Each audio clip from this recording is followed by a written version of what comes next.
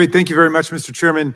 The distinguished gentleman from Arizona began by talking about visa overstays. And so, Mr. Norris, I wanted to ask you about that. There's been a lot of discussion recently about a famous case of a visa overstay, that of Elon Musk, who had a student visa, was granted entry to the country, and then didn't go to school and said he never really wanted to go to school, but stayed and was able to get to work. And I wonder, in your response to the gentleman from Arizona, you said, or someone said that there was something like 500,000 people in this context. What are we doing about these visa overstays? And going back to your original comment, would we be better off if people like Elon Musk were kicked out of the country at that point, people who overstay a student visa or a work visa? Because my experience from traveling abroad is that oftentimes what we get in America is the most ambitious people, the people who want to work the hardest, create the businesses, win, Pulitzer Prizes and Nobel Prizes and so on. And he would seem to fall into that example. I mean, I guess he's in a category of his own. The Trump-Elon civil war has been so beautiful to watch. Not only because these broken men are so starved for attention and willing to attack each other in any way to do it, but it is happening before they're very gullible and very, very sad at this point, fans who are having their cognitive dissonance broken by every new accusation levied against the other. And Donald Trump's newest attack on Elon, saying that he will potentially look into deporting him, raises a criminal aspect of Elon's own past with the immigration system that got exposed in Congress. We are going to get into it all, but before we do, if I could quickly ask you to leave a like on this video, and if you haven't already and you enjoy our channel, to hit that subscribe button, because it goes a long way in supporting our work. Now, before we can check out how Elon got caught in Congress, we have to start with how this all began. And unfortunately, that was yesterday, as Donald Trump visited Florida. I want to show you what it is legally, and much easier for people to get into the country legally and lawfully. And I think that we have bipartisan convergence around the first issue, that we want to make it difficult to get in the country illegally, but we seem to disagree about the importance or the value of allowing people to get into the country lawfully. I think that our temporary chairman here said, and please correct me if I'm wrong, mass migration is the single biggest existential threat to our country today. What do you think about that? As, setting aside climate change, terrorism, social and racial division, is mass migration the biggest threat to our country? If we had massive lawful migration, would that be a bad thing for America? The overuse of the word existential is a prime example of threat inflation, of trying to terrify people for no good reason. The idea that the existence of the United States is threatened by immigration is absurd. It is just the opposite. The future of the United States is guaranteed and enhanced by immigration to this country. It is what will guarantee the growth. If there was no immigration, for instance, starting right now, the population of this country will start to shrink in the mid-2040s.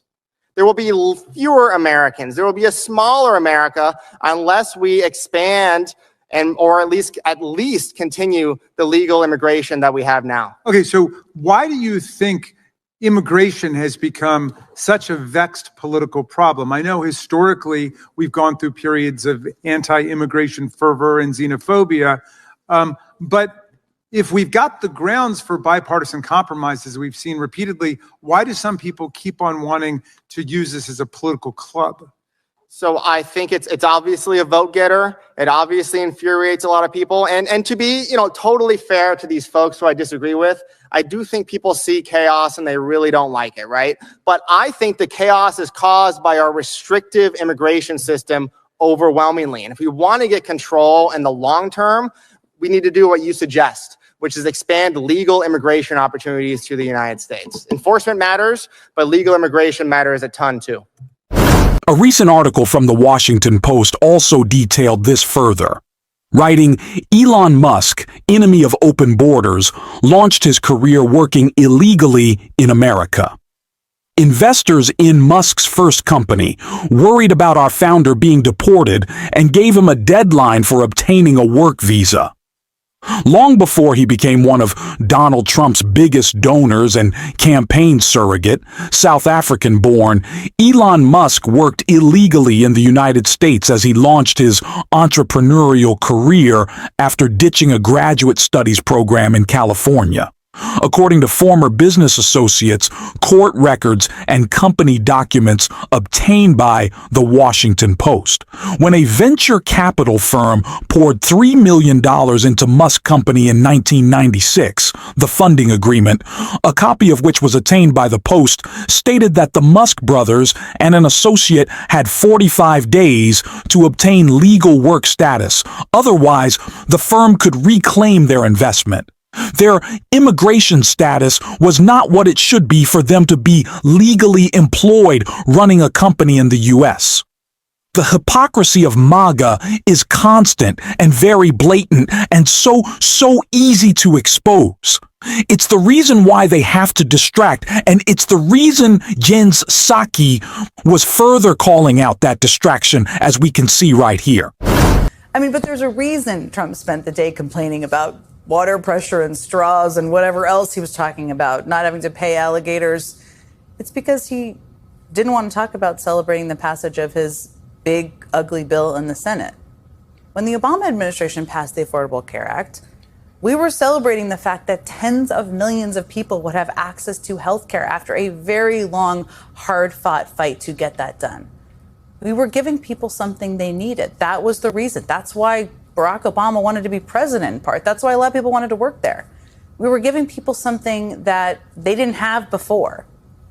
But Trump and his allies in Congress aren't giving people something they need. They're taking it away. I mean, they're taking away health care from 11 million people. They're taking away food assistance from millions of needy Americans. They're taking away clean energy subsidies that support real jobs and lower people's energy bills. Obviously, that isn't something to celebrate. Does nothing good, nothing at all. And on some level, I guess some Republicans seem to realize that, even if it's just the politics of it.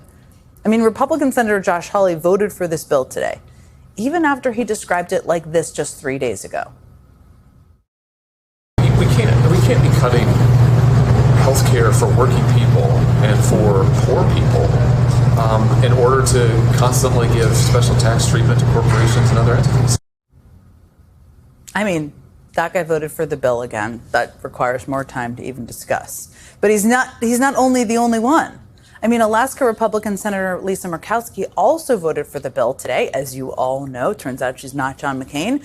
And here's what she had to say about it. This truly is one of the most depraved exercises of cruelty we have seen out of this Trump administration, and it truly serves no purpose. There is no point for what is happening right now other than the fact that Ron DeSantis desperately wants some media attention for both his own presidential aspirations and the fact that his wife is running for governor and doesn't have Trump's endorsement yet. That is why they are willing to put people in what is essentially a concentration camp without due process for their own political gain. It is disgusting, and we cannot forget it. We're certainly going to be calling it out on this show every single day. Thanks for watching this video, and if you stuck around to the end, drop a blue heart in the comments. And until next time, I'll see you soon.